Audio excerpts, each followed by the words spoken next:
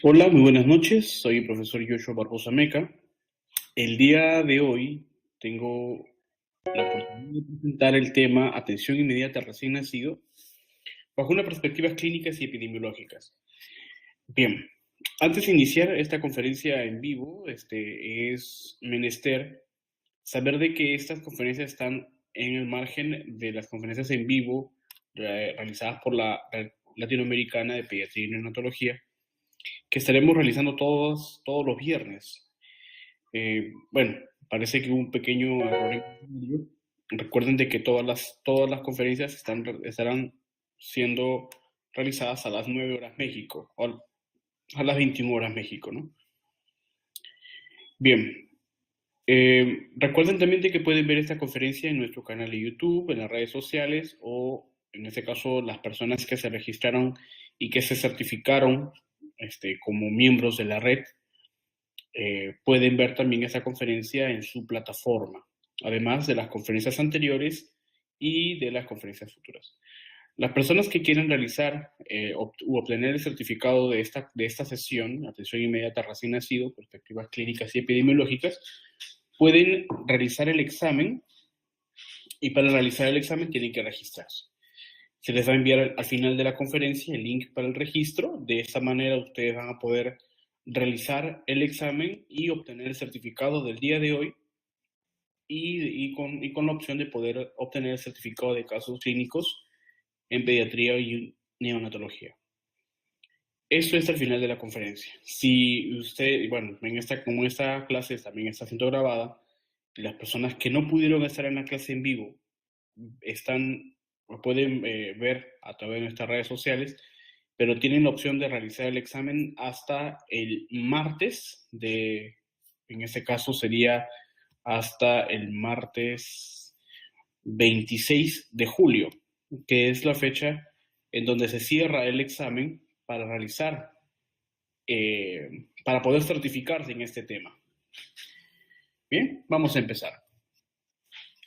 Bueno, diseñé esta conferencia con la intención de no solamente dar, bueno, hay muchos ya neonatólogos en esta sesión, algunos son estudiantes de medicina, otros son enfermeras, algunos médicos generales que aún no tienen todavía la especialidad. Quise poder hacer esta conferencia con la intención de no solamente remarcar los aspectos importantes de la atención inmediata del recién nacido, sino también ir analizando las perspectivas clínicas y epidemiológicas del mismo. En ese caso, los aspectos relevantes cuando nos vemos a un recién nacido con aparente estado general adecuado, con aparente examen físico adecuado, y que al revisar aparentemente no tiene ningún aspecto que pueda orientarnos hacia alguna disfunción, alteración, malformación, etc. El caso clínico del día de hoy, que vamos a resolverlo en otra sesión, que lo voy a exponer entre el día miércoles o jueves de la próxima semana, que va a estar enviada a los correos electrónicos y va a ser colocada también en las plataformas. Vamos a resolver cómo es que en algunos aspectos que aparentemente nos mencionan que el recién nacido tiene o está en todo aparentemente bien, no podemos chocar con un pequeño que regresa al servicio y que definitivamente no anduvo bien. Y esto se da ¿por qué? Porque no analizamos, no vemos más allá de los eventos en una atención inmediata al recién nacido. Vamos a ver el caso. Bueno, los objetivos del día de hoy son recordar los aspectos relevantes de la atención inmediata al recién nacido, tener una perspectiva basada en la complejidad, es decir, no reducir a la minucidad de todos los conceptos que podamos ver en la atención inmediata, y ver más allá de la alteración de la transición de la vida extrauterina y las patologías frecuentes en neonatología. Además, hacer un esquema relacional en la etapa prenatal, perinatal y neonatal con las implicancias clínicas, la atención pediátrica y revisar un tema clínico basado en evidencia. Bien, vamos a ver un caso clínico. Recordemos, le mencionaba de que Muchas veces, en muchos de los casos, el pediatra o el neonatólogo recibe al niño, hace un examen no exhaustivo, un examen clínico, un examen físico no exhaustivo, puesto que tiene muy corto tiempo para poder observar a profundidad ciertas alteraciones, en este caso del tipo neurológico. Muchas veces, como lo que vamos a ver el día de hoy, el diagnóstico que vamos a ver el día de hoy, son diagnósticos que no se ven de inmediato o que se diagnostican en la etapa prenatal cuando la madre tiene ciertas manifestaciones por disminución de la actividad fetal. O en la etapa perinatal cuando no hay reacción, ¿no? Porque vamos a ver cómo más adelante, en otra sesión, vamos a ver cómo se manifiesta este tipo de problemas en el recién nacido. Y bueno, el caso clínico de hoy es de un recién nacido de 2 días de vida con mioclonías del miembro superior derecho.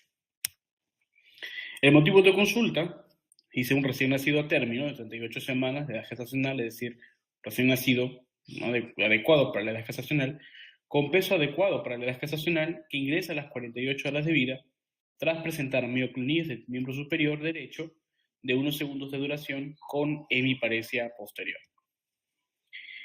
Dentro de los antecedentes obstétricos y perinatales, se dice que es un segundo hijo de madre sana, un embarazo con incidencias, y bueno, los exámenes de laboratorio sin problema, ¿no? Serología materna negativa, antígeno de superficie de hepatitis B negativo, cultivo rectovaginal del parasitococo del grupo B negativo, etc. Además, no hay referencia a la historia materna de preeclampsia, ni corioamionitis, ni diabetes. Y el nacimiento fue por parto vaginal y autóxico, y un Apgar de 9 y 10 a los 5 minutos. Es decir, aparentemente la historia perinatal sin problemas, ¿no? No nos habla más de la historia prenatal, pero se asume que tampoco hubo problemas porque hubo buenos controles, ¿no? Si es un niño a término, 38 semanas de gestacional, se asume de que los controles fueron sin problemas. En la exploración física, sí me escuchan, ¿verdad? Sí me pueden escuchar todos, ¿cierto? Puedo continuar, ¿verdad? Bien. En la exploración física menciona el caso que el niño tuvo un buen estado general, escasa motilidad espontánea, ojo, escasa motilidad espontánea, aunque adecuada respuesta a estímulos. Fontanela anterior de unos 2 por 2 centímetros de diámetro, con sensación de plenitud de la palpación, buena coloración y perfusión, y eupneico. En la auscultación cardiopulmonar, todo normal, palpación de abdomen blando y bueno, aparentemente el examen de exploración física sin hallazgos significativos, ¿no? Dentro de las pruebas complementarias, puesto que llega con un problema de mioclonías, se realiza una prueba complementaria como bioquímica sanguínea, el lactato, hemograma, radiografías de tórax y EKG sin alteraciones. Ahora, se también realizó una ecografía cerebral en la que se objetivó una imagen hiperecogénica temporal con efecto de masa. Y menciona también que tanto la tomografía computarizada como la resonancia magnética craneal pusieron de manifiesto una lesión sugestiva de hemorragia intraparenquimatosa temporoparietal izquierda con apertura del espacio extraaxial y desviación de la línea media. ¿Okay? Creo que no coloqué la imagen, pero bueno, hubiese sido bonito si hubiese colocado la imagen del caso. Se solicitó un estudio protocolizado de hipercoagulabilidad, ¿no? También fue normal el estudio de la mutación del gen del factor V Leiden del gen de la proteína de este último, ¿no? Una mutación 22.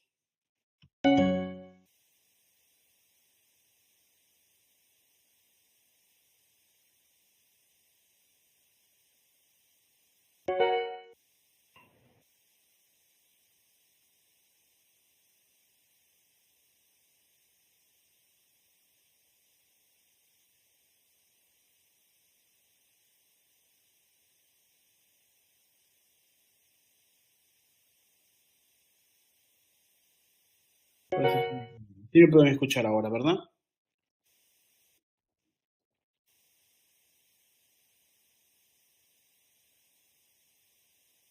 Bueno, sí me pueden escuchar, ¿verdad? Bien, continúo. Bien, entonces, ahora, ante el caso clínico, según lo citado anteriormente, el diagnóstico probable para el caso, ¿cuál es? Ustedes digan la respuesta y podemos continuar con la conferencia y resolver el caso clínico en una siguiente sesión. Pero es necesario que ustedes den la respuesta. Si estuvieron atentos al caso, por favor, da su clave.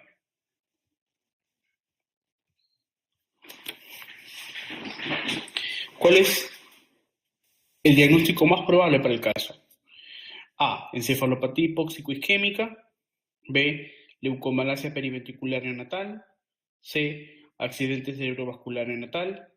D. Hemorragia intraparenquimatosa. Y D. Son ciertas B y D. ¿Qué opinan?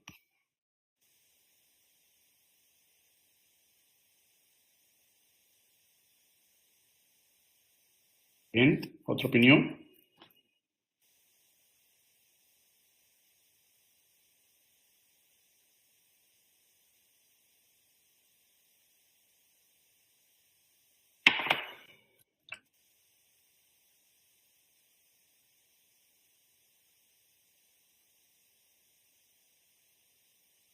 Bien, continúen. Continúen. Bueno, hubiese sido mucho más específico si hubiésemos colocado la imagen, ¿no? Mm, pero por lo menos con los datos del caso clínico nos podemos guiar un poco. Vamos a ver. Ok.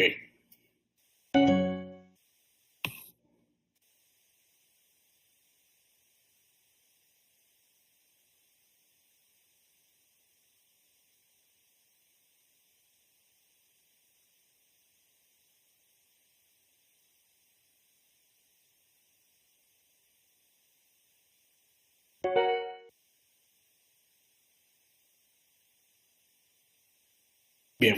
¿Puedo continuar?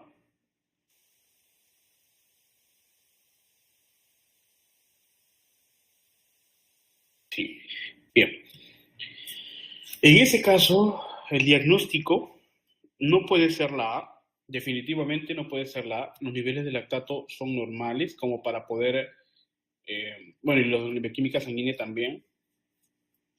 Entonces no podemos pensar en una encefalopatía hipóxico-isquémica teniendo valores normales. Además, no podemos hablar de una encefalopatía hipóxico-isquémica en un niño, en un recién nacido que tiene Apgar 9-10. Entonces, la primera descartada. Ahora, la encefalopatía hipóxico-isquémica neonatal, producto de una asfixia perinatal, puede darse, pero en ese caso, en el caso no menciona nada. El niño nació bien, tuvo un Apgar 9-10, un 9-10 incluso. Los antecedentes obstétricos prenatales no nos indican nada. Es un niño a término, encefalopatía hipóxico-isquémica en un niño a término es muy rara, a menos que tenga alguna enfermedad subyacente, etc. Leucomalacia periventricular neonatal. No hay ningún dato que nos oriente a pensar en leucomalacia periventricular. Además, no tenemos una imagen como para orientarnos a hablar de una leucomalacia. Los signos de infección son negativos, de coagulación normales, no hay ninguna alteración, ¿no? Incluso en la ecografía normal se menciona que hay una imagen hipoecogénica, lo cual nos corresponde con una leucomalacia periventricular neonatal. Una hemorragia intraparenquimatosa. Miren, cuando hay hemorragia intraparenquimatosa, la imagen en la ecografía es mucho más difusa y no suele haber hiperecogenicidad. Y si lo habría, se fuera más difusa en ambos hemisferios. Es una de las características de la hemorragia intraparenquimatosa, excepto que haya algún foco aneurismático cercano en este caso al cerebelo, ¿no?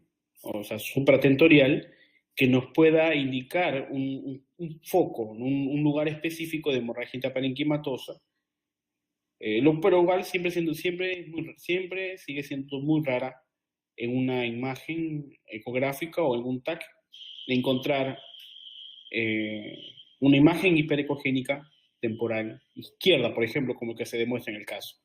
Entonces, pensar en una hemorragia intraparenquimatosa tendríamos que primero, además de ver la clínica descrita entre la historia, en la historia, tendríamos que tener la imagen certera para demostrar que es una hemorragia intraparenquimatosa, observar si la imagen es hiper o hipoecogénica y si es localizada o focalizada o si es difusa, y además ver la clínica del niño. O sea, en el examen físico, una hemorragia intraparenquimatosa, si fue a los 2 días, como se menciona en el caso que el niño regresa por los 2 días, el principal motivo de ingreso al servicio no serían las mioclonías de miembro superior, sino serían las convulsiones, ¿no? O en ese caso el estupor y el coma, ¿no?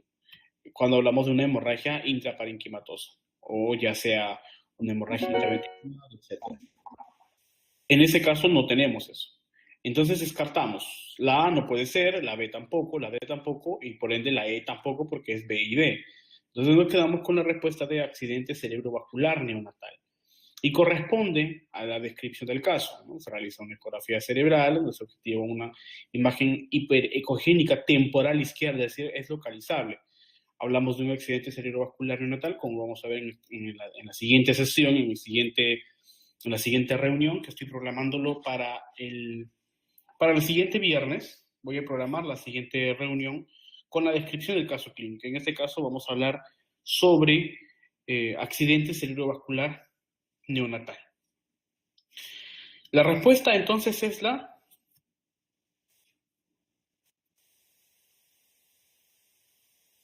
¿qué respuesta le dan? La C. ¿Alguien tiene algún sustento que nos pueda dar o nos pueda decir el por qué no es la C y por qué sí alguna otra alternativa?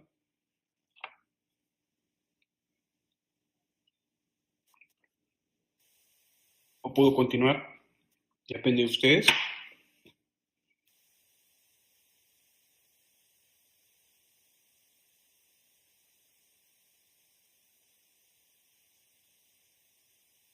Bueno, sí lo hay, es muy raro, pero sí lo hay. Y es muy raro porque o sea, epidemiológicamente es muy raro, pero el diagnóstico lo hay y bueno, van a ver en muchas literaturas cuando se habla de neurocirugía pediátrica. Hay muchos reportes. Vamos a ver la próxima semana el caso para resolver el accidente cerebrovascular neonatal, los factores de riesgo, eh, pues no lo hay. No es, en este caso el niño se le diagnostica accidente cerebrovascular neonatal. Vamos a leer un poco del concepto de accidente cerebrovascular neonatal para que más o menos podamos ir orientando a qué queremos llegar con el caso y a qué queremos llegar con la siguiente sesión, porque es importante poder definir ciertos aspectos que nos pueden confundir en el diagnóstico. Yo al principio, cuando empecé a leer el caso, yo hubiese marcado la D, hemorragia intraparenquimatosa.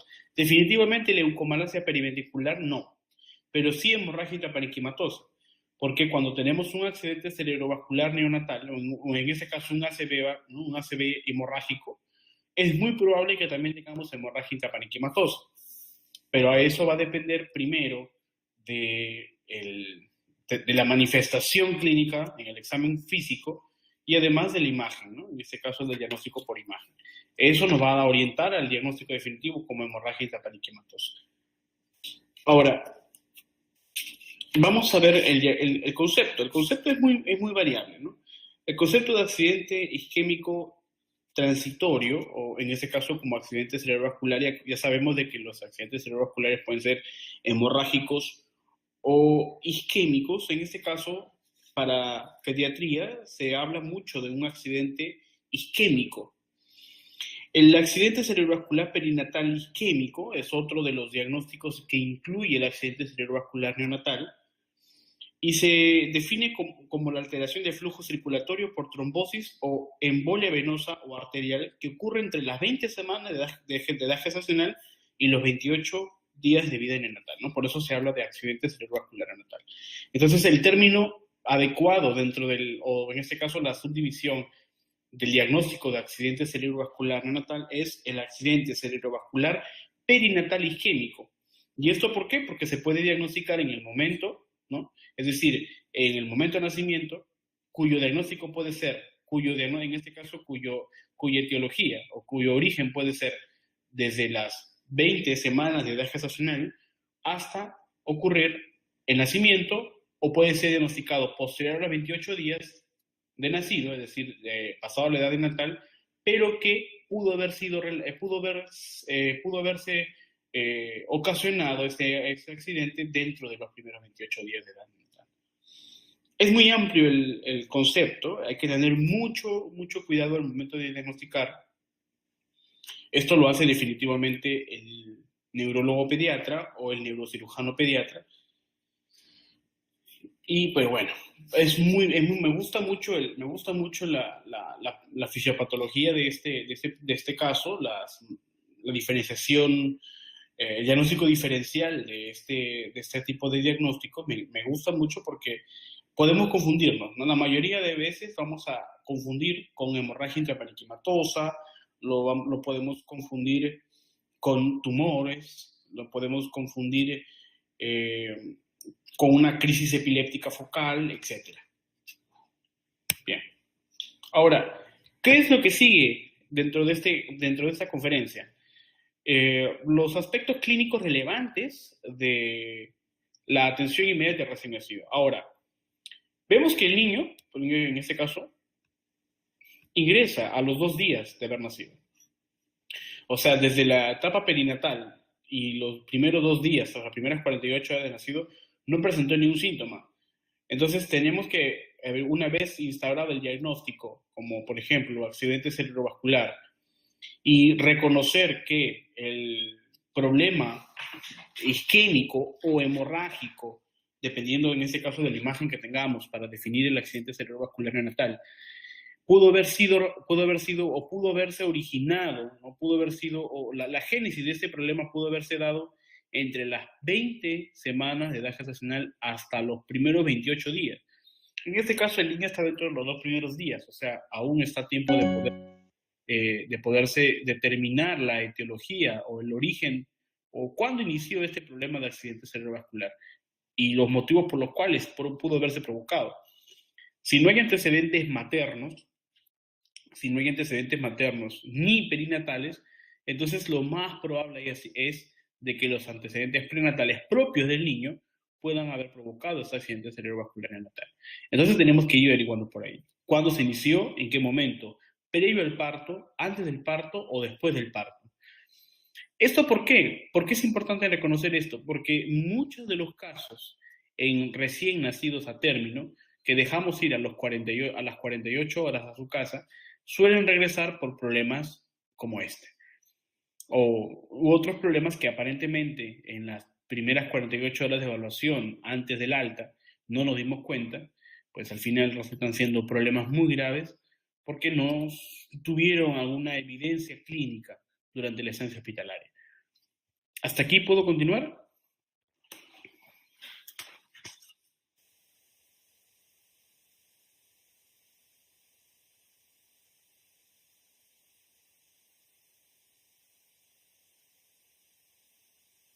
Muy bien.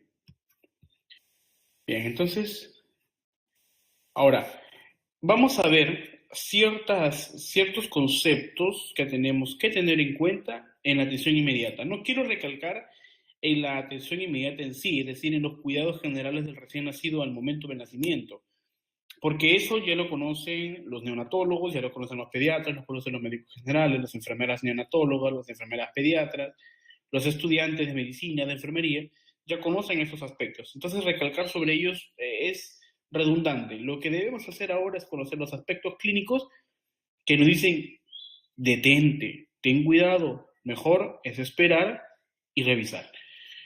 Los aspectos claves para una adecuada atención de recién nacido dependen del conocimiento del desarrollo fetal y de la transición a la vida extrauterina. Es lo principal. Si el profesional, ¿no?, conoce el desarrollo fetal, es decir, tiene en cuenta o tiene en consideración los aspectos clínicos de desarrollo fetal, y qué pasaría si el niño nace antes, en este caso, antes de la edad gestacional adecuada, ¿cuáles serían las relevancias clínicas o patológicas del niño en la vida extrauterina? O por otro lado, si un recién nacido es a término, o independientemente de su edad gestacional o su peso, ¿cómo es esa transición? ¿Cuáles son las etapas de transición a la vida extrauterina? ¿De qué depende una transición eficaz? ¿O cómo yo reconozco las etapas de la transición en el momento del examen físico o simplemente en el contacto o en la evaluación de turno o antes del término del turno, etcétera? ¿Cómo yo me doy cuenta de esas etapas de transición a la vida extrauterina? Recordemos de que la transición a la vida extrauterina es una adaptación, es un proceso en donde el niño, el recién nacido, pasa desde una etapa fetal a una etapa neonatal de inmediata, de manera brusca, mucho más si es un niño por cesárea. La transición a la vida extrauterina en un niño cesareado, en un niño cuya madre ha sido cesareada, es mucho más lenta que en un niño que está naciendo por parte vaginal y autóxico. Entonces, el conocimiento del desarrollo fetal y la transición a la vida extrauterina implica, primero, conocer la historia clínica gestacional y la evolución del embarazo.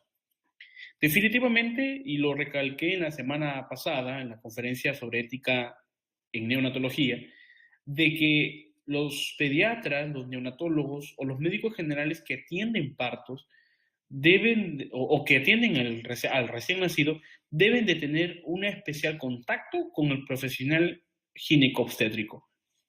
Porque nosotros debemos de tener en cuenta también cuáles son los aspectos clínicos relevantes de la madre, cómo está la historia clínica gestacional y cómo ha evolucionado el embarazo durante estos primeros 9 meses, o si es un niño a término que está por nacer a término por el problema que tenga la madre. Entonces, saber cómo ha ido evolucionando el embarazo. Porque podemos tener ciertos problemas en el niño antes del nacimiento que muchas veces reconocemos en la etapa perinatal. No lo reconocemos en la etapa perinatal y no estamos preparados. Entonces, uno de los principios de la ética es la seguridad, dentro de la calidad también, es la seguridad de la atención y del cuidado. Entonces, si no conocemos la historia clínica, en ese caso, en la atención de un recién nacido, si no conocemos la historia clínica gestacional y la evolución del embarazo, estaríamos provocando un daño. ¿Por qué? Porque si no conocemos, no sabemos no conocemos tampoco al niño que estamos recibiendo. Recuerden de que nosotros como profesionales, sí debemos de conocer al niño que viene.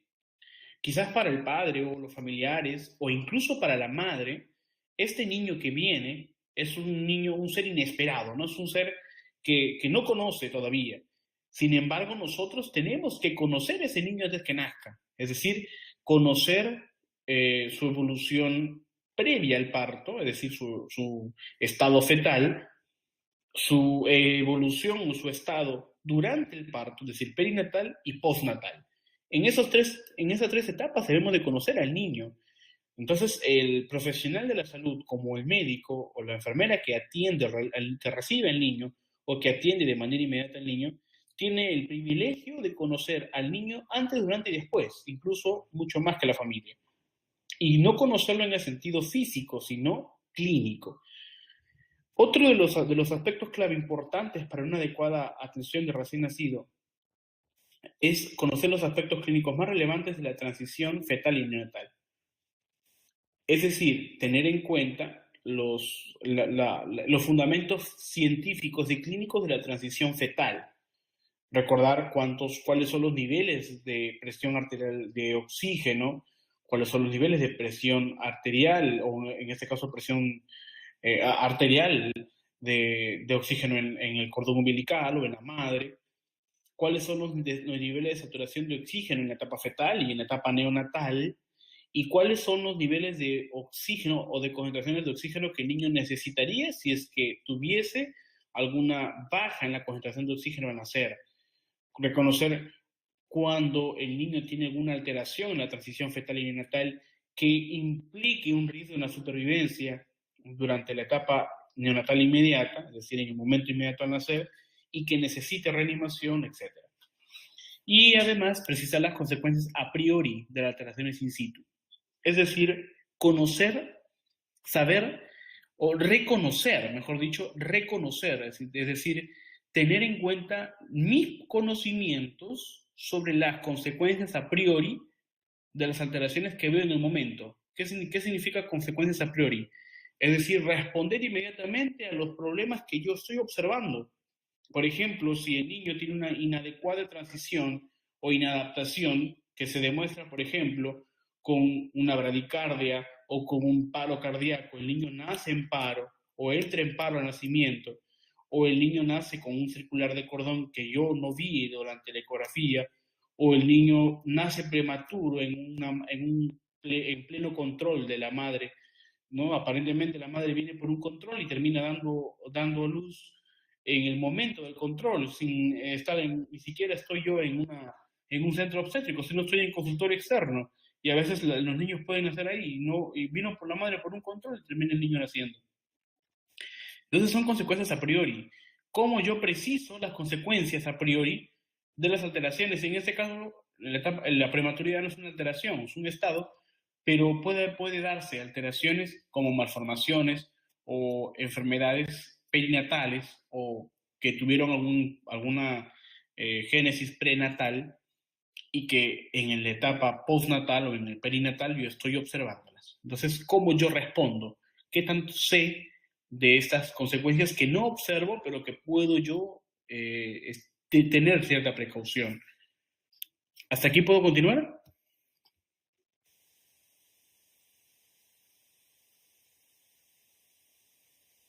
Bien, sí. Bien, Rocío, María de Jesús, Alejandro, Carolina, Jorge, Sara Cordero de Costa Rica, excelente. Qué bueno que nos visiten colegas desde muy lejos. Costa Rica, Perú, Lambayeque, muy cerca. Yo vivo en Trujillo. Marta Armas Meneses, de Hidalgo. Marlene Sánchez Villalobos, de México. Nuestra miembro de la red, María de Jesús Martínez Hernández. María Alejandra Muñoz García. Iván Jesús Mercado de Colombia, excelente. Jorge Pum, nuestro alumno del Diplomado de Diseño Natal, de Guatemala. Carolina, de Ecuador, excelente. Y Alejandro, también de Colombia, excelente. Vamos a continuar. Bien, en ese estudio, un estudio de Dietz y otros, un grupo de enfermeras en la revista electrónica de enfermería de la Universidad de Sao Paulo, mencionan las prácticas, o sea, las prácticas de cuidado que favorecen la atención integral de recién nacidos de alto riesgo.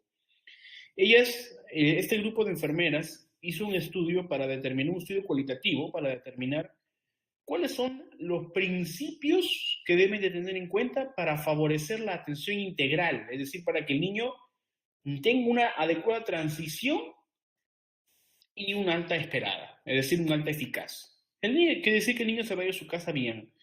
¿Eso qué significa? De que no todo niño que nace a término es un niño sano, hasta que se demuestre lo contrario.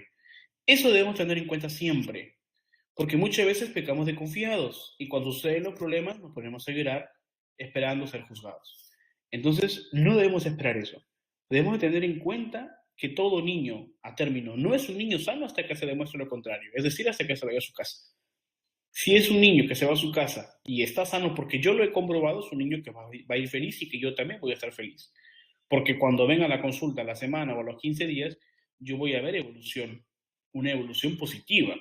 No voy a ver una cara triste de la madre quejándose que el niño tuvo esto y tuvo esto y tuvo el otro, ¿no? Como suele suceder muchas veces. Y me sucedió en casa, ¿no? Me sucedió en casa. Bien. Estas enfermeras, en una investigación muy bonita, que me gustó mucho leer ese artículo de enfermería, mencionan ciertos aspectos que debemos tener en cuenta todo profesional, incluyendo médicos o enfermeras, e incluso internos o estudiantes que atienden al niño, para poder favorecer la transición. Recuerden de que la transición no solamente depende del niño, sino también de quien reconoce el estado de transición, porque el estado de transición es un estado natural, es un estado propio de la naturaleza del niño, es un estado que todo hombre y mujer en el mundo tenemos en común desde el principio o el origen del mundo. El estado transicional de los primeros hijos de Adán y Eva, todo el mundo pasó por eso, ¿no? Entonces tenemos que tener en cuenta que eso es un estado natural y que nosotros como equipo de salud, como profesionales de salud, vamos a tener que conocer, valorar e intervenir de ser necesario. Entonces ellas hablan primero de un cuidado centrado en el recién nacido y en la familia. Es decir, un cuidado que no solamente se va a basar en el trabajo sobre el niño, que es el niño por el cual se interviene, que es en este caso el sujeto del cuidado, sino también en la familia, integrar a la familia dentro del círculo del sujeto del cuidado. Porque es la familia quien se va a quedar con él y quien tiene que conocer el estado de su niño, quien tiene que conocer la evolución. Mucho más si se trata de unos padres primerizos o de una familia en donde es el primer nieto, donde nunca se tuvo nietos o incluso sobrinos. Otro aspecto importante es el trabajo en equipo multiprofesional, ¿no? O sea, el neonatólogo o el pediatra que atiende al niño no es el único profesional que debe de conocer la transición, sino todo el equipo de salud. Muchas veces en países como por ejemplo Perú, la enfermera es la principal profesional que recibe al niño, que atiende al niño y que le da la atención inmediata, excepto que el niño tenga algún problema que se haya diagnosticado en la etapa prenatal o que el niño necesite reanimación. Por ejemplo, en una cesárea, que es un niño que ya se determina que todo niño que nace, o sea, que un niño cuya madre se le practicó la cesárea, es un niño de riesgo. Y es un niño que va a ser atendido muchas veces por un neonatólogo. En este caso, la enfermera en la sala de partos es al menos aquí en el Perú, es la principal profesional que recibe al niño y que le atiende. Entonces, no se trata solamente del conocimiento del médico, sino se trata de todo el equipo profesional que debe de saber de que la transición no solamente es inmediata, sino que incluso puede durar hasta 48 horas, hasta el cierre del foramen oval. Hasta ese momento, que normalmente debe ser 24 horas, pero se toma que la etapa de transicional propia del recién nacido, transicional fisiológicamente transicional, puede durar 48 horas, ¿no? Bueno, que se determina que desde la primera semana el ductus arterioso ya se cerró, pero hasta las 48 horas el ductus arterioso deja de ser funcional. Entonces, significa que todo el mundo debe de conocer la transición adecuada y el trabajo en equipo multiprofesional no solamente se va a basar en la transición, sino en todas las necesidades que el niño tenga para una adecuada adaptación a la vida extrauterina.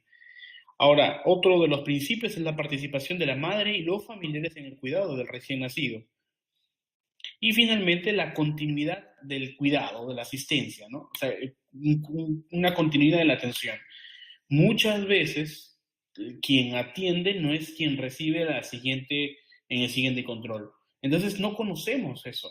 Eso no va a depender mucho de nosotros. Sí, en la práctica privada. En la práctica privada sí podemos manejar esa situación de la continuidad de la asistencia o del cuidado. En la práctica pública es difícil porque no sabemos si es que el médico que atendió a este recién nacido va a ser atendido en una consulta externa cuando llegue el primer control de la semana o los 15 días o incluso del mes. Pero la continuidad del cuidado, la continuidad de la atención no va a depender del alta, sino va a depender de la monitorización del niño, del cuidado, de la atención del niño durante las primeras 48 horas previa al alta. ¿Cómo damos esa continuidad? O teóricamente es fácil, Teóricamente porque estamos sentados en este momento, pero cuando tenemos a 13, 14, 15, 20, 30, 40 niños entre 2 o 3, 4 médicos, 2 neonatólogos o siquiera 4 o 3 enfermeras, es mucho más complicado, porque no todo el personal se abastece para estar pendiente de la evolución o transición de la vida extrauterina de todos los niños. Entonces, esta continuidad de la ciencia muchas veces se ve interrumpida, no por el trabajo en equipo multiprofesional, sino por el sistema de trabajo. Entonces, es complicado, pero bueno, podemos dar un poco más. Y sí se puede. Bien, habíamos hablado dentro del principio de esta conferencia de una línea relacional de toda la edad gestacional y de las etapas, ¿no? Recuerden de que el niño se basa, en este caso la evolución del niño se basa en su edad gestacional, pero la evolución también va a estar pendiente o va a depender de la forma en cómo, o en este caso el tiempo al nacer. En este caso, en la etapa prenatal, ¿no? En la etapa prenatal, en la etapa perinatal, es decir, el momento del nacimiento, y en la etapa neonatal, después del nacimiento y los primeros 28 días. Ahora, existen ciertos aspectos que nosotros tenemos que tener en cuenta para una adecuada consideración de los aspectos clínicos en la atención inmediata al recién nacido. O sea, previo al parto, durante el parto, después del parto, hay ciertos aspectos que son muy generales, que hay más, pero que son muy generales para poder evitar torpezas con el niño. Recuerden de que el cuidado del recién nacido es un cuidado que debe ser perfecto, porque una equivocación tiene problemas, errores, horrores o situaciones totalmente negativas a la larga, ¿no? A la postre. Entonces eso no queremos. Es un niño que recién empieza la vida, nosotros vivimos. ¿Hasta aquí todo bien?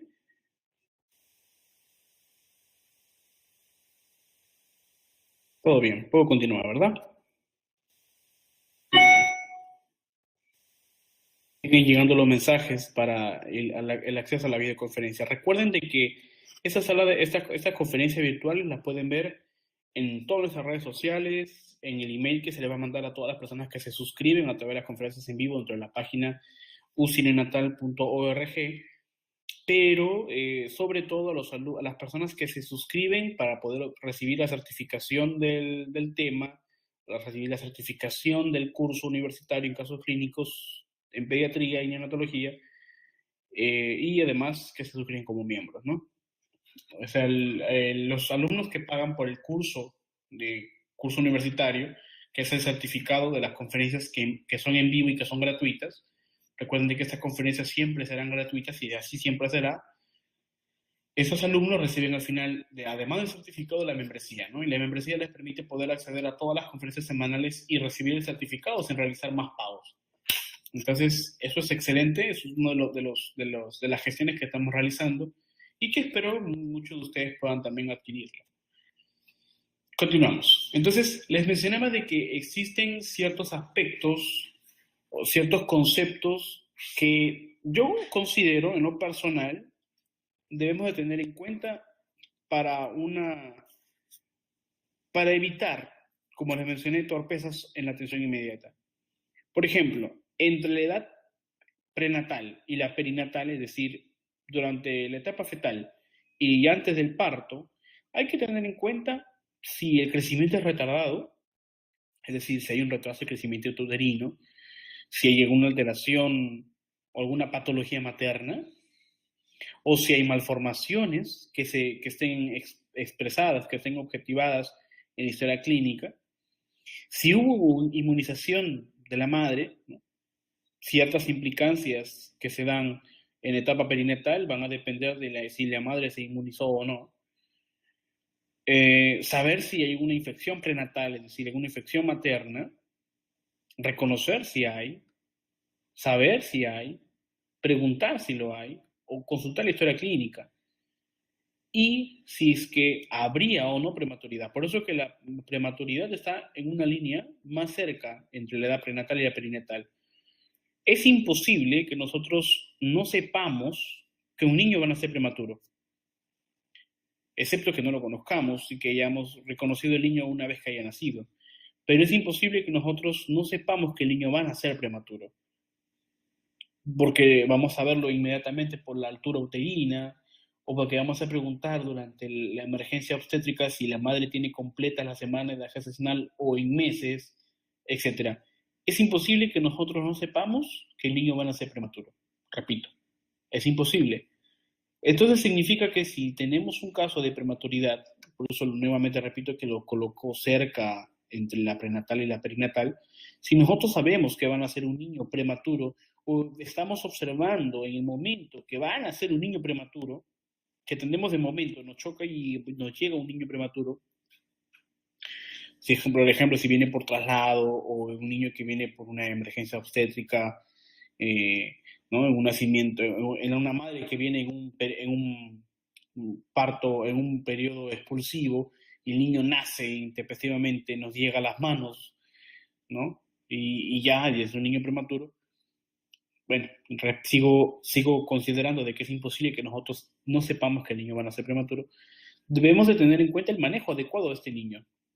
Debemos tener en cuenta cuáles son los cuidados generales inmediatos para un prematuro y también considerar cómo va a ser su transición a la vida extrauterina, porque de esa transición va a depender las necesidades fisiológicas para mantener al niño con vida.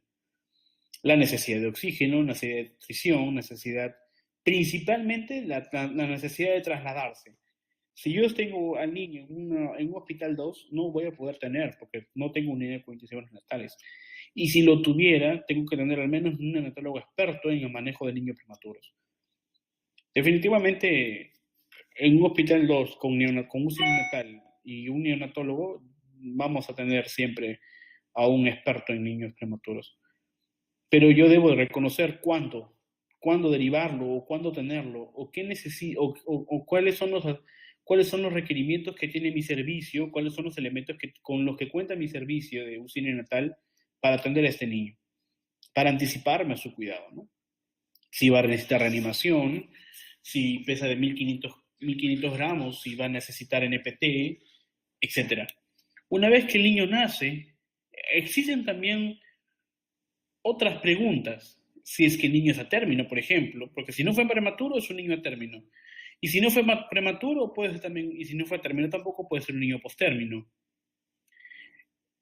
Habiéndome respondido todas las preguntas anteriores sin problemas, pero por la edad gestacional yo puedo responder que es prematuro, a término o postérmino, yo también, después de la etapa del parto en adelante, yo puedo preguntarme, por ejemplo, si hay una correcta respuesta al nacer, o si hay una adecuada transición, si no hay ninguna alteración en el examen físico. Esas preguntas yo me voy a hacer cuando el niño nace. Con una adecuada transición yo voy a determinar sus necesidades fisiológicas. Con una respuesta correcta de respuesta al nacer, yo voy a determinar su necesidad de reanimación o dejarlo normal. Con un adecuado examen físico, yo voy a determinar si es que en realidad no hubo malformaciones que no pude determinar en la etapa prenatal o en la historia clínica. Bien, entonces con esos aspectos, si es que habría otros, podemos agregarlos ahorita que voy a preguntar. Y en la etapa neonatal, es decir, después que nace y que yo me haya respondido que todo está bien, que tuvo una adecuada transición, que tuvo una respuesta correcta al nacer y que tuvo un adecuado examen físico, yo me voy a preguntar primero si el niño lacta o no lacta, si la lactancia materna es adecuada o es inadecuada. Y además voy a corroborar la adecuada transición y la respuesta correcta al nacer a través de los signos vitales. Cómo se adapta el niño a la vida extrauterina. Ya pasó las primeras 4 horas de nacimiento. Ya pasó las primeras 2 etapas de la transición, ¿no? las primeras etapas de reactividad del niño. Y el niño ya durmió, ya se despertó y está a punto de despertarse y seguir llorando para empezar a lactar. O si el niño en realidad no se está adaptando y está teniendo cuadros hipoglucémicos, o si el niño se adaptó totalmente y sus signos vitales están siendo alterados, o se está presentando alguna anomalía. Ese cuadro lo hice en función del caso, porque hay muchos aspectos que nos preguntamos y respondemos, sí, todo está correcto. El niño tuvo signos vitales correctos, sí, entonces se va de alta, pero regresó a los 2 días por un accidente cerebrovascular neonatal. Hasta aquí, ¿alguna duda o alguna consulta o algo que quieran agregar a este cuadro? A mí me gustó mucho. Pero hay cosas que podemos agregar con experiencia.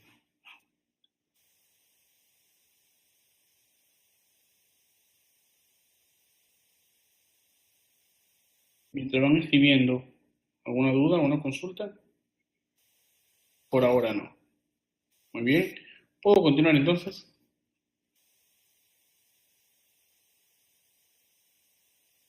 Muy bien. Bueno, entonces, reconociendo de que existen ciertos aspectos desde la etapa prenatal hasta la neonatal, ¿no? Etapa prenatal, la prenatal y la neonatal, entonces también existen ciertos aspectos que tenemos que tener en cuenta respecto a las diferentes etiologías o problemas por los cuales el niño puede pasar, ¿no? Anticiparnos a reconocerlos. Eso está también dentro de la ética, la anticipación. Yo como miembro del equipo multidisciplinario de la unidad de cuidados seguros natales, de la unidad de neonatología o de la unidad de emergencias pediátricas, debo de tener las competencias necesarias para poder actuar ante diferentes cuadros, ante diferentes problemas. ¿Por qué?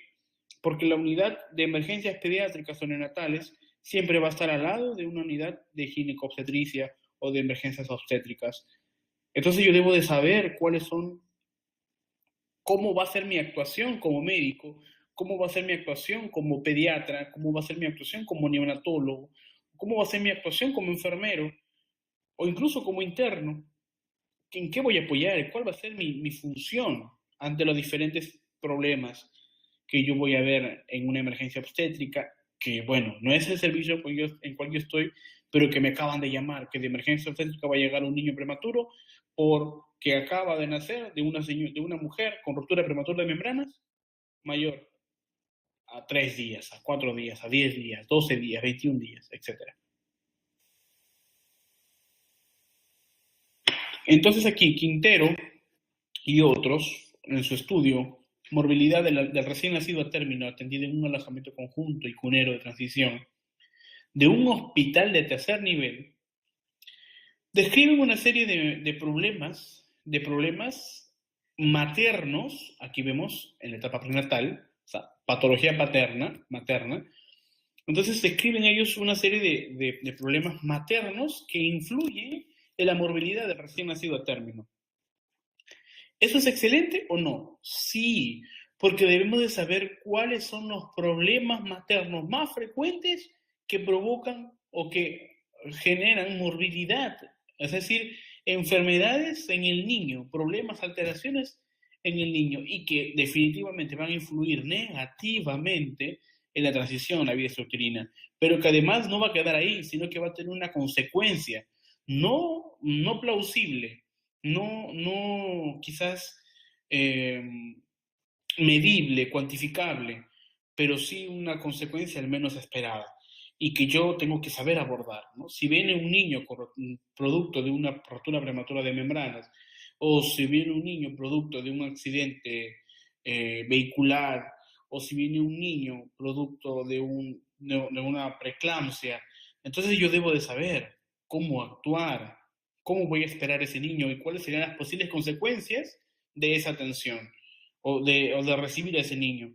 Porque anticiparme a las consecuencias es una excelente estrategia para el plan de cuidados médicos y de enfermería. Aquí, bueno, voy a compartirles luego la presentación para que puedan ver estos dos estudios que los hizo el mismo equipo de pediatras en Cuba. Hablan por una parte de recién nacido de peso extremo, o sea, de prematuros o de extremo bajo peso y bajo peso a nacer, y por otro lado, niños macrosómicos, ¿no? Son dos estudios distintos en 2 años distintos, pero que tienen un buen sustento, un excelente sustento, y me gustó muchísimo y los consideré ponerlos en este diapositivo. Se las dejo así porque para que ustedes puedan en la presentación poder buscar la información o se las puedo mandar también si me las piden. Bueno, entonces ya vimos una etapa Vamos a ver ahora la etapa prenatal. Vamos a ver luego la etapa perinatal y finalmente la neonatal. Se supone que si hemos descartado problemas en la etapa prenatal, perinatal, la etapa neonatal, continúa con la atención inmediata del recién nacido normal, excepto que sea un pretérmino o un posttérmino, pero si este posttérmino no tiene problemas, continuamos con la atención. Entonces, en la etapa prenatal vamos a elaborar un diagnóstico que puede ser relacionado, que puede ser eh, ayudado, ¿no? Puede ser ayudado, nos puede ayudar, mejor dicho, la referencia materna, el diagnóstico ecográfico, el diagnóstico transplacentario, la historia clínica obstétrica, son elementos que contribuyen, eso quise decir, que contribuyen al diagnóstico prenatal. Entonces, ¿para qué sirve ese diagnóstico prenatal? Para descartar las patologías prenatales y maternas.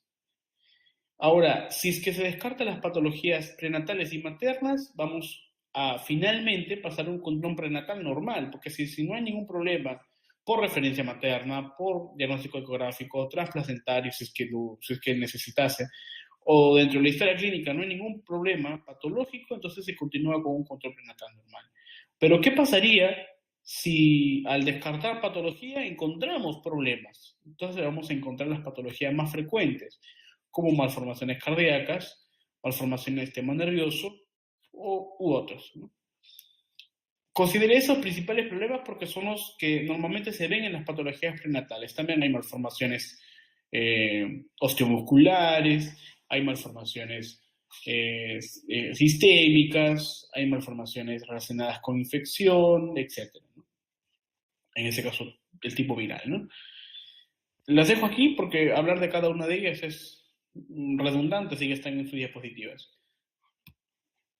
Ahora, esta curva de crecimiento intrauterino me pareció muy importante colocarla aquí, está dentro del informe que hicimos dentro de la red latinoamericana. Si desean, después de las presentaciones, puedo mandar a su correo electrónico y adjuntarles a los alumnos miembros de la red en su plataforma propia como miembros, porque esta curva a mí me parece muy interesante que lo utilizan, bueno, definitivamente el obstetra, pero que nosotros como profesionales de la salud debemos de conocer para poder determinar cuáles son los valores de crecimiento prenatal, ¿no? En este caso, directamente de la madre, ¿no?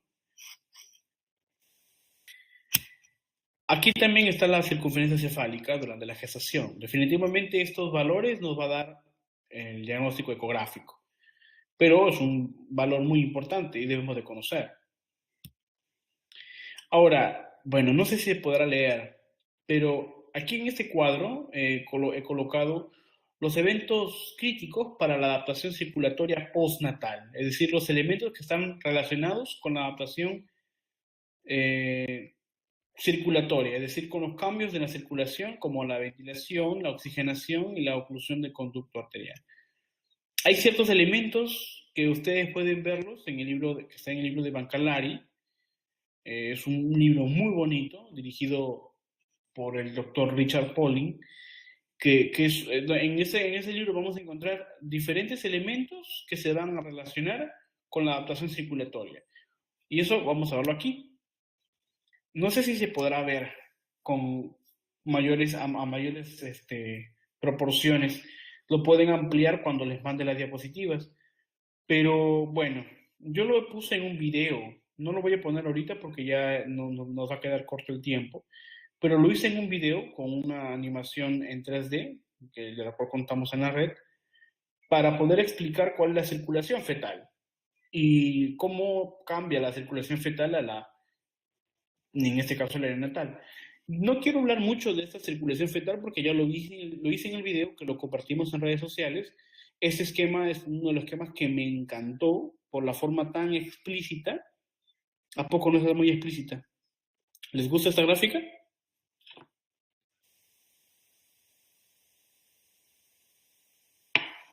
Está muy bonita, ¿verdad? A mí me gusta mucho. Me gusta mucho porque es muy didáctica. Incluso van a verla cuando lo agranden en sus diapositivas, lo van a agrandar y van a ver las flechas, cómo se dirigen, ¿no? Sí, está muy completa. Me gustó mucho.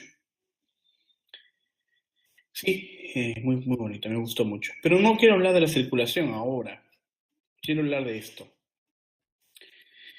Miren atentos las imágenes y respondan. Primero, recuerden de que hablamos de una circulación preductal y postductal, ¿no? Bueno, aquí me salgo un poco del tema y ya me dirijo a la etapa neonatal directamente, porque estoy hablando de transiciones. Muchas veces se habla de medir los niveles de saturación de oxígeno preductales y postductales. ¿Cuándo ustedes hacen la medición preductal? Respondan. ¿Cuándo ustedes hacen una medición preductal? O sea, ¿en dónde hacen una medición de la saturación preductal? ¿En dónde? Ya, uno, en casos arteriales, a ver, ¿qué más?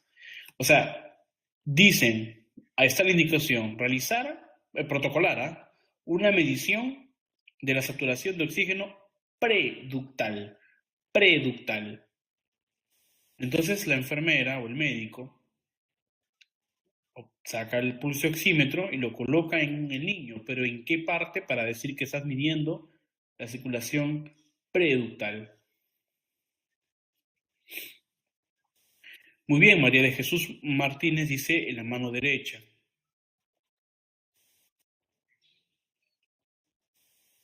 Rocío dice la mano derecha o izquierda. Doctor Jorge Pum dice las bases arteriales de la mano derecha. Bien.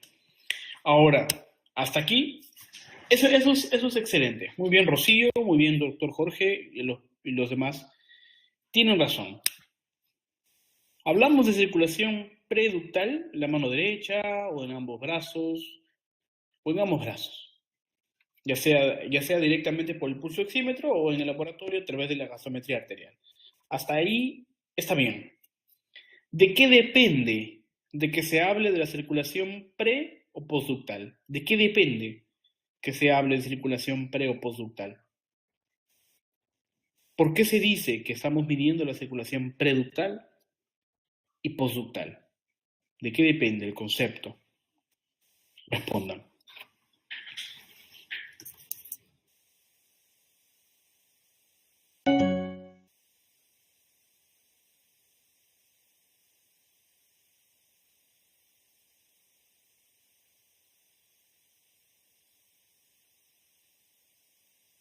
Muy bien, parece que el doctor Jorge escuchó el video.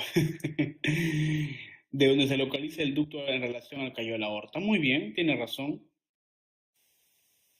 ¿Quién más? ¿Algún concepto similar, igual o parecido? ¿U otro concepto? ¿De qué depende de circulación pre y postductal? Les pregunto. ¿De qué depende? Repito, ¿de qué depende el concepto de circulación pre y postductal? Va a ser la pregunta del examen. Muy bien, Rocío dice de la transición cardiopulmonar. Bien, ¿qué más? Otra respuesta. Es pregunta de examen para las personas que están atentos a la conferencia, especialmente usted, María de Jesús Martínez Hernández, que yo creo que va a solicitar el certificado de hoy como miembro. ¿Qué más? Sara Cordero de Costa Rica, ¿qué nos dice? Marta Armas Meneses, alumna del diplomado, ¿qué nos dice? ¿Qué más? Alejandro de Colombia, ¿qué nos dice? ¿De qué depende el concepto de la circulación, o en este caso de circulación pre o postductal? ¿De qué depende? ¿Por qué se habla de eso? ¿Mm? ¿Por qué decimos circulación pre o postductal? ¿Por qué decimos eso?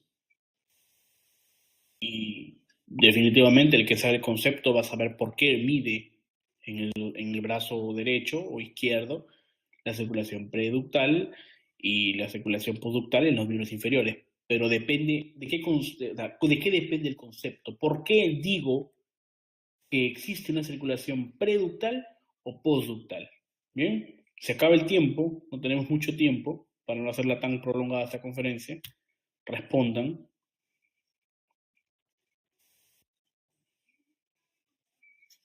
Mm,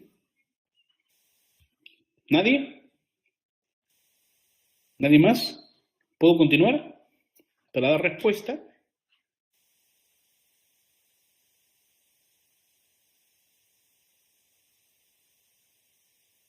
Muy bien, Rocío. ¿Puedo continuar para dar respuesta si nadie más va a responder? Yo creo que todos están respondiendo y por eso que son tantas las respuestas que se montan en el chat y por eso no se ve la respuesta. O nadie está escribiendo. Muy bien, voy a continuar. Muy bien, Rocío, gracias por la participación. Igualmente a usted, doctor Jorge Pum. Definitivamente, el concepto de circulación preductal o postductal depende de la ubicación del ductus arterioso. Se habla de que el ductus arterioso, es decir, el conducto que une a la arteria pulmonar con la aorta descendente, es el ductus arterioso, comunica entonces la sangre que sale desde el ventrículo derecho y que se dirige por la arteria pulmonar que debería ir a los pulmones, pero como estos ofrecen mucha resistencia, pasan directamente desde la arteria pulmonar hacia la aorta descendente. ¿Eso qué significa? De que la circulación que sale desde el ventrículo derecho y que se une junto con la circulación descendente de la aorta descendente, es decir, que la circulación que sale desde el ventrículo izquierdo, es decir, una circulación, una sangre oxigenada, es una sangre que se va a dirigir hacia los miembros inferiores, es una sangre mezclada, es una sangre que tiene un nivel de oxígeno menor porque se mezcla con mayores proporciones de CO2 también. Es una sangre que se conoce como postductal, es una circulación postductal. ¿Por qué? Porque está después del ducto. Como pueden ver en la imagen, la circulación preductal es toda aquella circulación que se encuentra antes del ducto, es decir, antes de la unión de la vena, de la arteria pulmonar con la aorta descendente a través del ducto arterioso. ¿Qué quiere decir? Que la sangre de la circulación preductal se va a encontrar ¿en dónde?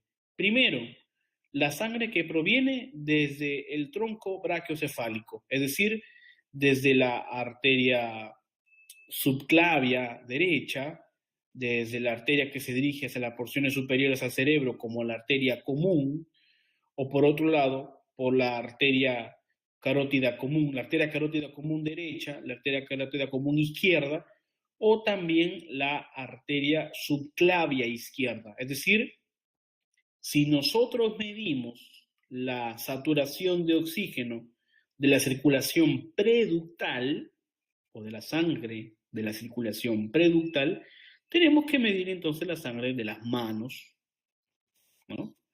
En ese caso de las extremidades superiores. No vamos a medir la cabeza, es imposible, no se puede. Pero sí podemos obtener una muestra, como dijo el doctor Pum, una muestra sanguínea en un análisis de gasometría arterial de las extremidades superiores. Y estaríamos midiendo una circulación, la sangre de la circulación preductal. Y por ende se habla de postductal, es decir, de la circulación que pasa el ducto arterioso, es decir, que se encuentra en comunicación con la aorta descendente. ¿Eso qué significa? ¿Hacia dónde se dirige la sangre de la aorta descendente?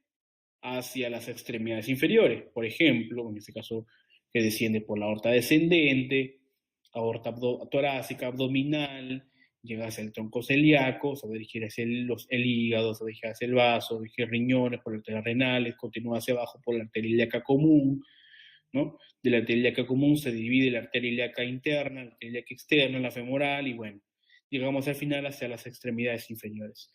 Significa que si yo quiero medir la circulación postductal, entonces tomaré como muestra los miembros inferiores. Aquí viene el problema. La primera pregunta es, ¿podemos hablar de circulación pre- y postductal considerando una generalidad anatómica del ductus arterioso? Sí. Sí, porque eso es lo que se da. Eso es lo que actualmente se conoce.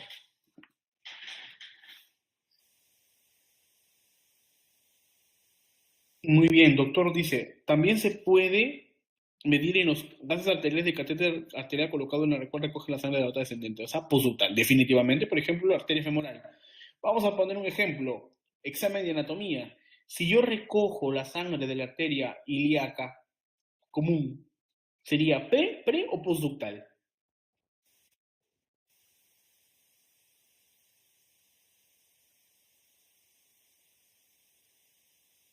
¿Mm? Postductal, postductal, no es preductal, está después del ducto, postductal. Definitivamente, si yo recojo la sangre que proveniente de la arteria radial, ¿qué sangre sería?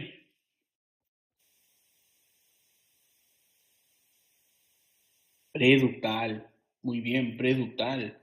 La sangre preductal es la que viene de todo ahora. Pero entonces aquí Joshua Barbosa hace una pregunta. ¿Qué pasaría, como pueden ver en la imagen de abajo, en la imagen de la parte inferior, qué pasaría si el ductus arterioso no está en contacto con la aorta descendente, sino que está en contacto con la porción previa al callado aórtico? ¿Qué quiere decir? De que, ¿qué pasaría si ese ducto arterioso que está previo al callado aórtico se comunica con el callado aórtico, es decir, con la arteria que sale del ventrículo, en ese caso el ventrículo izquierdo, y que lleva la sangre proveniente del ventrículo derecho y que va a comunicarse directamente en este caso, con la arteria del tronco brachiocefálico, con la arteria carótida común izquierda y con la arteria subclavia izquierda, y va a llevar sangre cada vez menos oxigenada a esas arterias, porque he encontrado en muchas investigaciones de cardiología pediátrica de que sí existen variaciones en la ubicación del ductus arterioso. Entonces, podemos hablar de niños con una circulación pre y postductal con muchas diferencias.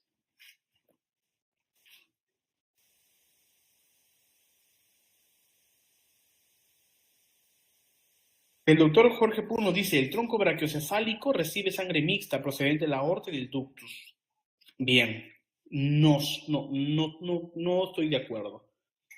No estoy de acuerdo en general, pero sí estoy de acuerdo en que sí existen ciertos, cierta morfología distinta en un grupo de recién nacidos, ¿no? Y lo seguirá habiendo, ¿no? Que van a haber ciertas variaciones morfológicas de la ubicación del ductus arterioso. Exacto, eso es lo que, muy bien doctor, me alegra mucho que, creo que se ha visto el video que quise mandar, y cuál es el mensaje del video que hice hace un momento, y que lo publiqué en la tarde. Existen variaciones del ductus arterioso, o sea, ¿qué quiere decir? De que a mi parecer, ojo, estoy hablando a mi parecer, no estoy generalizando, porque si no el silencio me va a ir encima.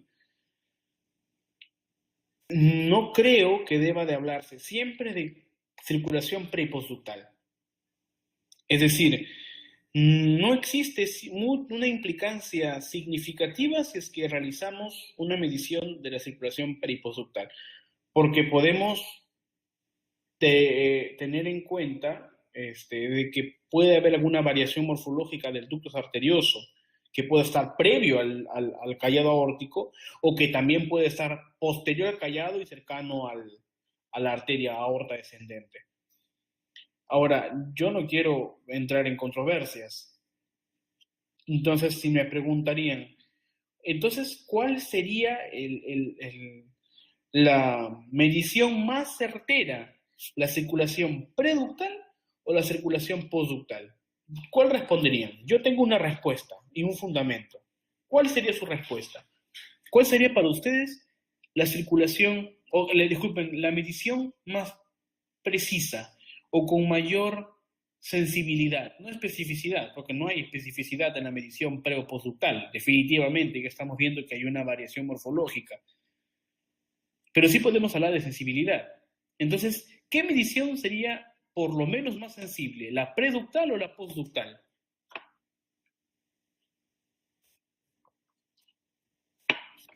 Román dice preductal. ¿Qué opinan? Preductal.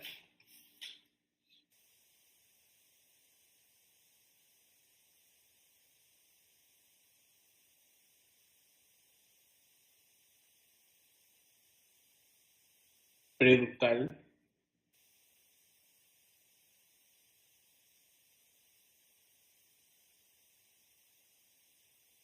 Muy bien, preductal, dice María de Jesús Martínez.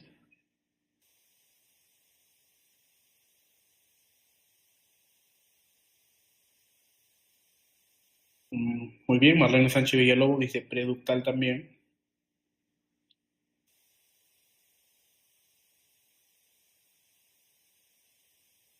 Muy bien. Y definitivamente la respuesta es la preductal. ¿Por qué? ¿Por qué es la preductal? ¿Y por qué no puede ser la postductal la más sensible? Porque en la circulación preductal, independientemente de la morfología del callado, de la morfología del ductus arterioso, es la que más va a recibir circulación oxigenada. Es decir, los miembros superiores, ¿no? O la porción superior del cuerpo, previo a la circulación, o previa al ductus arterioso, o la circulación que se combina con el ductus arterioso, o a la sangre que se combina con el ductus arterioso, es más oxigenada que la porción inferior. Entonces es mucho más sensible de poder medir, independientemente de los valores reales. Porque para poder hallar un valor real, tenemos que considerar tanto la ubicación del ductus arterioso con el nivel no de saturación, sino de presión arterial de oxígeno. Entonces, hasta ahí tenemos esa consideración. Nos quedamos entonces con circulación pre y postductal. Yo no considero eso. Yo no considero de que debemos de tener ciertas consideraciones o consideraciones muy especiales cuando hablamos de circulación pre y postductal. Pero sí me gustaría poder recalcar de que existe mayor sensibilidad si medimos la saturación de oxígeno, al menos, en los miembros superiores que en los miembros inferiores.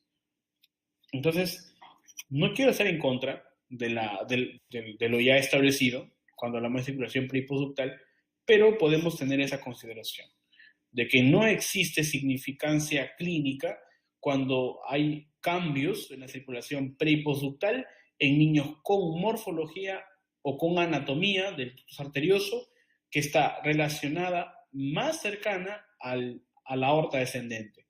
A diferencia de que existe una relación clínica significativa cuando el ductus arterioso está más cerca del callado aórtico que de la aorta descendente. Esa es mi teoría. ¿Puedo continuar? Hasta aquí, ¿todo bien? Está bastante amplia la conferencia.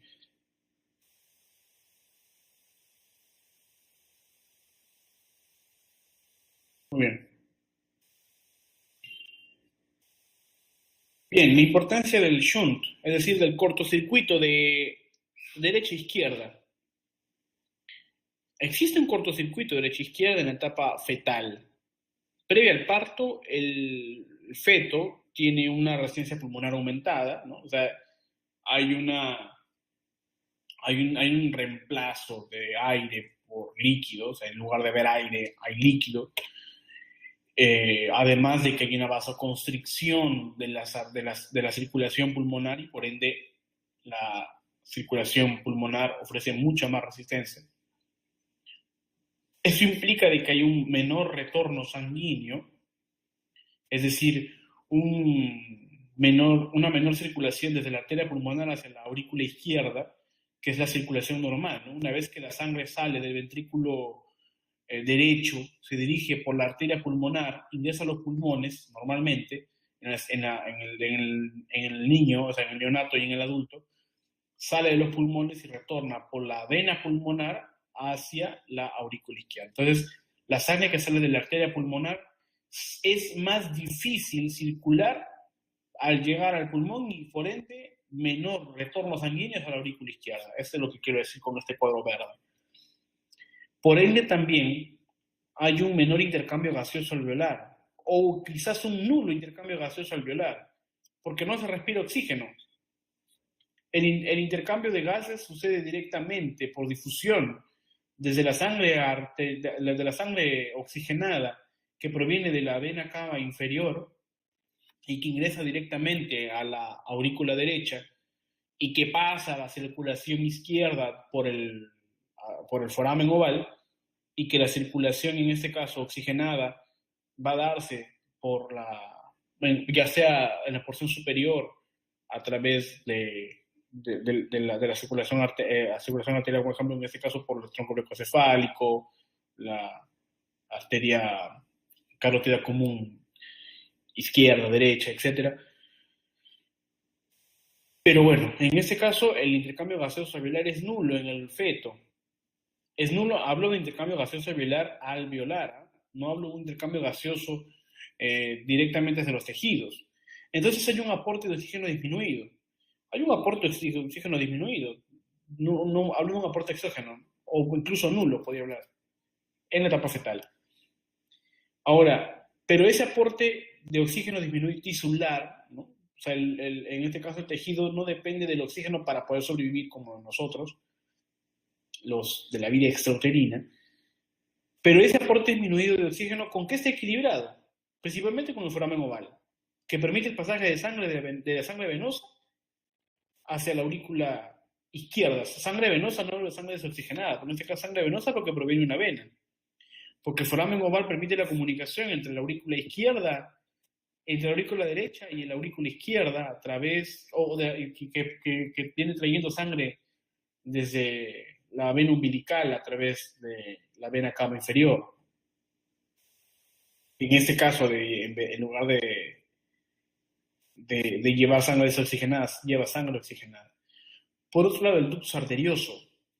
El ductus arterioso lleva sangre que debía ser desoxigenada, que es una sangre que se combina con la sangre que proviene de la parte superior, porque viene de la vena cava superior y que se combina con la vena cava inferior. Una pequeña porción de sangre, menos del 10% de sangre, pasa de la aurícula derecha al ventrículo derecho, y esa pequeña cantidad de sangre desoxigenada o oxigenada, pero en menores cantidades, en lugar de llegar directamente hacia los pulmones, pasa a través del ductus arterioso y se combina desde la arteria pulmonar con la arteria aorta, en este caso cercana con la aorta descendente. Entonces, el foramen oval y el ductus arterioso aseguran el aporte de oxígeno a los tejidos. Entonces hay un equilibrio entre un aporte disminuido con un aporte de oxígeno normal. Un aporte de oxígeno que proviene desde el origen materno, ¿no? Que proviene desde la madre, que ingresa a través de la vena umbilical, porque recuerden de que las arterias umbilicales que provienen de las arterias ilíacas internas son sangre que llevan, ¿no? Que llevan la sangre, que llevan sangre ya contaminada, que no contaminada, sino llevan sangre no pura, sin oxígeno, que la regresan a la madre para su continuo reciclado, y que después por las velocidades corióricas y de la placenta, por las venas supraplacentales, llegarán nuevamente hacia la circulación fetal. Entonces todo ese proceso se da en el feto, y es importante entonces el cortocircuito derecha-izquierda, porque la sangre que está en la aurícula derecha pasa hacia la aurícula izquierda. Entonces eso se conoce como shunt, de derecha a izquierda. Un shunt de izquierda a derecha es patológico, ¿no? Tanto en la etapa fetal como en la etapa postnatal, un shunt de izquierda a derecha, ¿no? Cuando no hay cierre del foramen oval en la etapa neonatal, entonces hay un shunt, es decir, un cortocircuito de izquierda a derecha, porque aumenta las presiones de las cavidades izquierdas y pasan hacia las cavidades derechas. Eso lo sabemos todos. Pero es importante reconocerlo acá porque van a haber personas que no son profesionales todavía o que no están trabajando con niños, o que incluso nosotros, como ya profesionales, a veces nos la importancia de estos aspectos fisiológicos y la importancia clínica. ¿Por qué? Porque van a haber casos en donde el foramen oval no se cierra, o van a haber casos en donde el ductus arterioso permanece, ¿no? Permanece constante y hay una comunicación entre el ductus arterioso, es decir, la sangre que aparentemente ya debería ser desoxigenada, ¿no? Sangre que proviene desde la porción inferior y superior y que pasa en lugar de solamente ir a oxigenarse desde los pulmones a través de la arteria pulmonar, pasa hacia la arteria aorta y se combina sangre oxigenada con desoxigenada y el producto sería tener a un niño cianótico en la etapa postnatal, después de las 48 horas de nacido. Entonces, tiene implicancia clínica estas cositas. Y a veces no nos damos cuenta. Dicen, pero ¿por qué tenemos un niño cianótico? Ah, es un niño con problemas, o sea, tiene un niño con cardiopatía. Ah, muy bien, un niño con cardiopatía y nos quedamos con ese concepto cuando somos estudiantes. Pero ¿por qué esa cardiopatía? ¿De dónde deriva esa cardiopatía? Ah, porque tiene mayor sangre, tiene sangre, una combinación entre su sangre oxigenada con la desoxigenada. Ay, ¿de dónde proviene eso? De una comunicación entre la sangre que proviene del ductus arterioso, es decir, de la comunicación de la arteria pulmonar con la arteria aorta. Y todo eso luego debemos conocer a la perfección, porque lo vamos a aplicar cuando tengamos el informe de la ecocardiografía. Hasta aquí. Algo que he repetido, que creo que ustedes ya deben de saber, ¿verdad? Pero, ¿creen ustedes que es necesario reconocer ese tipo de cosas? O sea, volver a ver ese tipo de aspectos que son muy básicos, pero que muy importantes y que a veces dejamos de lado, ¿verdad? ¿Qué opinan? Definitivamente los neonatólogos antiguos ya se van a sentir, ¿cómo? ¿Pero por qué? Repiten esto, yo ya lo sé. Pero los que estamos recién empezando, pues no, hay que saberlo nuevamente. Muy bien. Toda esta situación se interrumpe cuando el niño nace. Y toda esa situación se interrumpe cuando se da el pinzamiento del cordón exactamente con el llanto. Es decir, cuando el niño nace, se pinza el cordón y empieza a llorar, cambia toda la situación. Por eso es importante el llanto. Hay niños que no lloran. ¿Eso significa que no va a pasar? No. Hablo de llanto cuando el niño llora o el niño da la primera respiración. Cuando el niño da la primera tragada de aire, por así decirlo de manera muy criolla, cuando el niño traga aire, en ese acto genera un cambio radical y brusca de la etapa fetal a la neonatal. Y cuando se pinza el cordón, mucho más. Cuando se pinza el cordón, se terminó la etapa fetal. Prácticamente ya no hay esto. Y se va a ver el cambio evolutivo de un shunt de derecha a izquierda a una anulación de ese cortocircuito, porque se necesita anular. ¿Y esto por qué?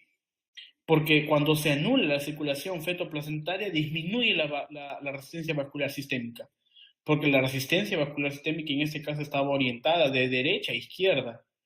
El hecho de que disminuye la resistencia vascular significa de que va a haber un cambio ahora, porque la sangre ya no va a provenir del cordón, sino que va a ser directamente del bombeo, del corazón, y que va a llevar su propia sangre, que a su vez va a ser alimentada en el oxígeno a través de la respiración que el niño autónomamente va a realizar. Entonces el llanto es muy importante porque mediante el llanto el niño da su primera tragada de aire. O simplemente si no llora, por lo menos haga aire. Con el llanto, con la primera bocanada de aire, el niño sufre una expansión alveolar. Es decir, los alveolos que estaban llenos de agua, llenos de líquido amniótico, empiezan a expandirse y a compartir ese espacio alveolar entre agua y oxígeno, agua y aire. Con los primeros llantos, el niño va a expulsar el agua y además va a reabsorber a través de la circulación capilar ese líquido, que es un líquido trasudado, que se va a eliminar a través de los capilares, se van a reabsorber, que van a salir ese oxígeno, y va a dejar cada vez más un espacio alveolar.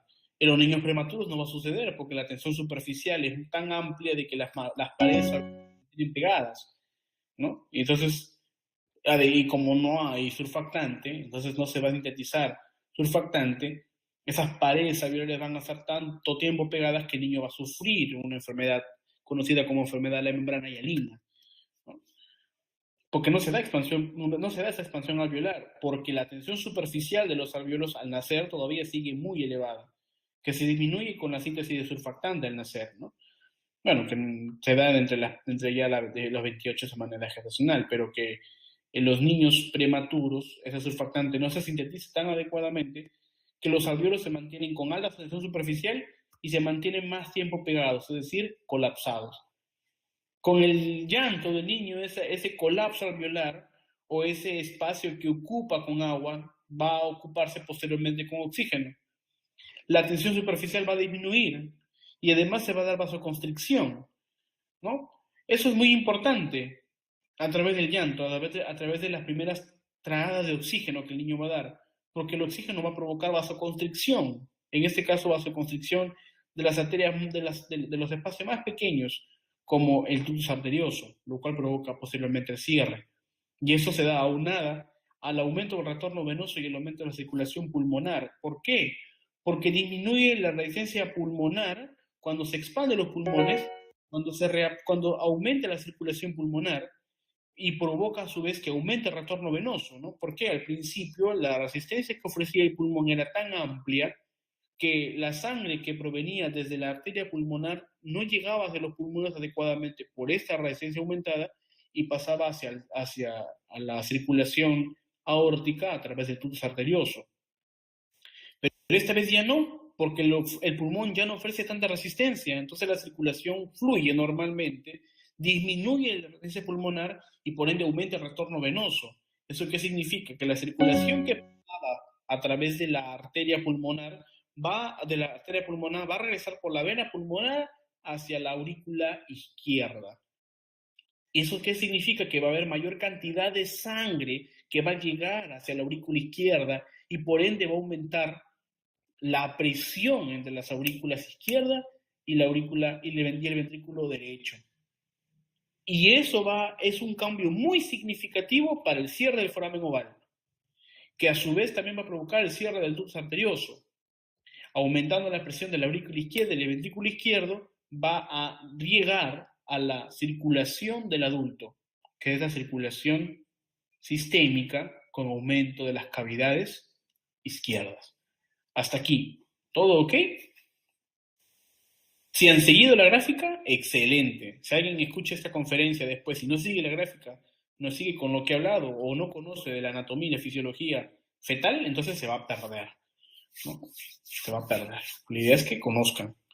Y quien me escucha la conferencia, si no conoce de la fisiología y de la transición básica del feto al neonato, entonces me van a escuchar y se van a perder, ¿no? Tienen que seguir esta gráfica, así como está. ¿Hasta aquí todo bien? Puedo continuar. Muy bien. Ahora, hay una perspectiva clínica perinatal. Hasta aquí el niño nace sin problemas. Ya vimos que no hay ningún antecedente prenatal, ¿no? Que me diga que el niño puede nacer con alteraciones, va a nacer un niño a término. Pero ahora, en el momento del nacimiento, vamos a suponer que yo ya descarté los antecedentes maternos, los antecedentes fetales y yo ya no tengo problemas prenatales. Entonces el niño nace e inmediatamente se pinza el cordón. Bueno, hay un tiempo. Y después se da la atención inmediata a la sedación. Esto es muy importante, el pinzamiento del cordón. Vamos a hablarlo luego. Ahora, sin embargo, ¿qué sería si en lugar de no tener problemas, empiezo a tener problemas para mi mal? Aquí en el Perú le llamamos salados. Vamos a suponer que soy el pediatra salado del servicio y un niño que debió nacer sin problemas, sin antecedentes maternos o antecedentes fetales, me llega con problemas por antecedentes maternos o antecedentes fetales. Entonces voy a tener patologías perinatales relacionadas con la edad gestacional o relacionadas con el peso al nacer o relacionadas con enfermedades subyacentes propias del niño. Con la edad gestacional, el niño puede nacer un niño prematuro, o bien un recién nacido a término, o bien un recién nacido postérmino. Cuando un recién nacido nace postérmino, normalmente ese nacimiento es dado por problemas con la madre. Pero un recién nacido prematuro, también, la mayoría de veces. Pero un recién nacido a término, no, pues no. Es un niño fisiológico. Un niño con bajo peso al nacer, con extremado bajo peso al nacer, producto de un, por ejemplo, un retardo de crecimiento intrauterino, o producto de una nutrición materna inadecuada, o producto de una prematuridad extrema, o con bajo peso al nacer nada más, un niño eutrófico o un niño macrosómico, o enfermedades subyacentes relacionadas con la gestación, por ejemplo, enfermedades infecciosas, virales, o problemas traumáticos, etcétera, enfermedades congénitas, ¿no? Malformaciones, enfermedades genéticas que provoquen malformaciones, o enfermedades relacionadas con la transición, es decir, alteraciones de esta parte. Cualquiera de estos problemas puede darse en la etapa perinatal, entonces yo debo estar atento. Si escuché la conferencia, entonces yo voy a saber que debo nunca perder la atención sobre un niño que nace. Bueno, yo consideré este cuadro, pero lo publiqué en la red social de Facebook de la red latinoamericana. Me gustó mucho porque puede haber niños prematuros y debemos de conocer cuáles son las morbilidades más frecuentes de los niños prematuros. Es de un estudio de Molina y otros, de la revista cubana de obstetricia. Me gustó, lo publiqué aquí en la red social y me gustaría poder compartirlo con ustedes. Aunque no tiene mucha relevancia en la conferencia, pero me gusta mucho y quisiera compartirles. Bueno, ahora, antes de terminar, vamos a suponer que soy un profesional, un médico o un enfermero con suerte y no tuve problemas con mi niño que nació sin problemas, cuyo pinzamiento de cordón fue adecuado, fue al tiempo, se permitió el contacto piel a piel entre la madre y el niño, o sea, primer contacto, y si ahora se debe una atención inmediata. Estoy hablando aquí que todo este proceso es de aproximadamente 2 minutos, ¿no? Dentro de un ambiente térmicamente neutro, etcétera. Entonces, es un niño sin patologías perinatales, sin antecedentes prenatales, y es un niño que tiene que atenderse normal. Entonces, aquí vienen las actividades del médico y de la enfermería en la atención del recién nacido. Van a ver que la flecha roja implica las actividades que se van a realizar, ¿no? Secuenciales, y la flecha azul hacia abajo implica las actividades paralelas. El recién nacido inmediato, o el nacimiento inmediato, que se da entre los primeros 0,45 segundos, es decir, mientras el niño va naciendo, saca su cabecita y salió. O es un niño que nace por cesárea, un niño que ya se ha diseccionado el útero, se está sacando el niño y se va. Antes de pinzar el cordón, el recién nacido inmediato dura entre 0 a 45 segundos. No minutos, sino segundos, ¿no? Es inmediato, es rápido la extracción del niño. Inmediatamente, paralelo, se va a manejar el ambiente mediante la temperatura, ¿no?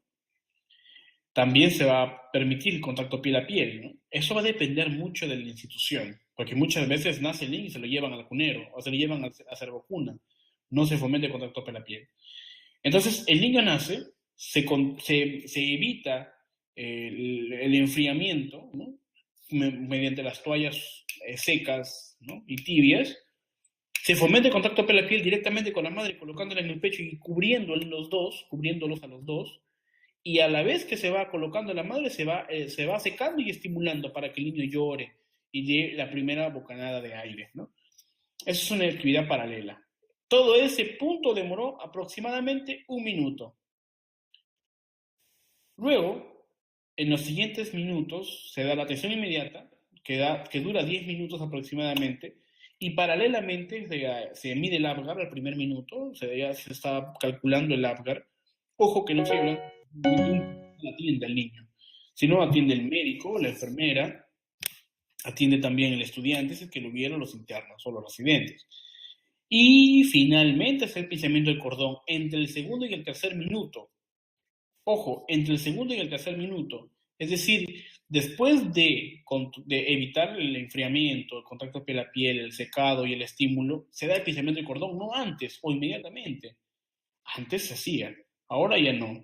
Se ha comprobado que los niños a los cuales se les ha prolongado el pinzamiento del cordón tienen mayores niveles de hemoglobina, tienen mayores niveles de volumen, o sea, la volemia es mayor en los niños en los cuales el pinzamiento del cordón es prolongado, o sea, se prolonga el tiempo en cual se va a pinzar el cordón, y además los niveles de hierro.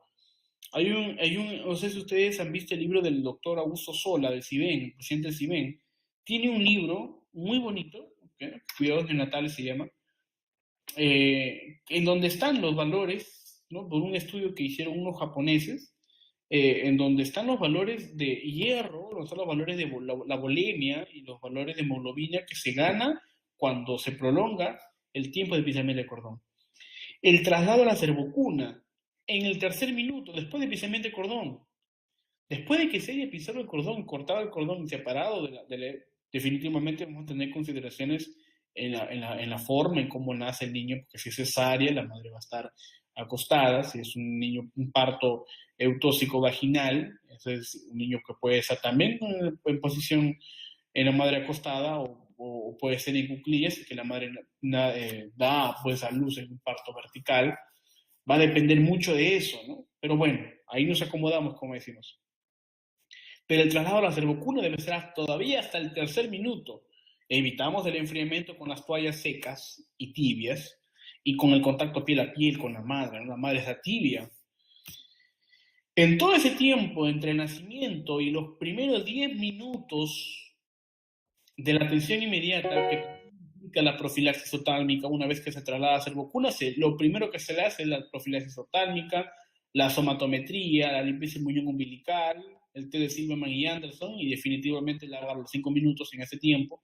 Y el registro, identificación. Pasaron 10 primeros minutos mientras el niño va llorando y se va calmando, pero entre el nacimiento inmediato y los primeros 10 minutos hasta que se llevó a la servocuna para la atención inmediata recién nacido, con todos los cuidados protocolares, que como le mencioné, la profilaxis, la somatometría, lo que se hace también en aquí faltó colocar la profilaxis de la enfermedad hemorrágica, ¿no? Con la vitamina K.